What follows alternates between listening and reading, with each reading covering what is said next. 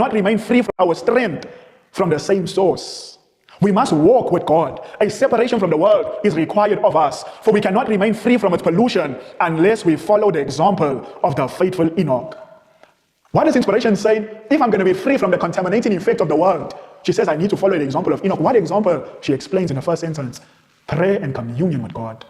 Prayer and communion with God. We're not talking about just praying in the morning and praying in the evening. Friends, if you are just praying like that, we are not preparing for the crisis.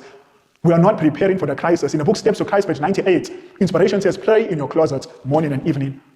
Pray in your closets. And as you go about your daily labors, let your hearts be often uplifted to God. It is thus that Enoch walked with God. How did Enoch walk with God? Constant communion with God. Constantly communion with God. What does that look like? Simple. Keep your heart uplifted to God.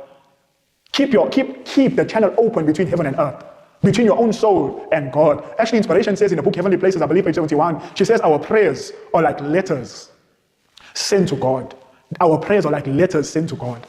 And she says when we utter it from a humble heart, she says the prayer rises to the very throne room of God and it finds entrance into his presence. Now, I want us to see again what she says. Now, I'm going to skip this quotation because of time, but I want us to look at this.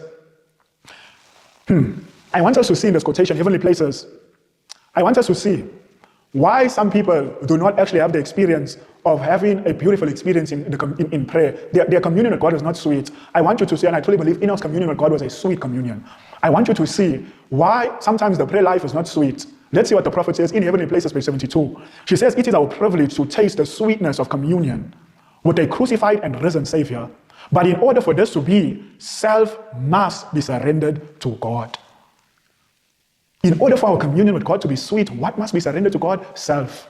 See, friends, the communion life, the life of prayer will be almost a burden if self is not surrendered. We will not taste the sweets of communion if we are still choosing to indulge in self, whether it's our perverted appetites, whether it's watching things we ought not to watch, whether it's going places we know we ought not to go, whether it's being in company with people we know we ought not to be.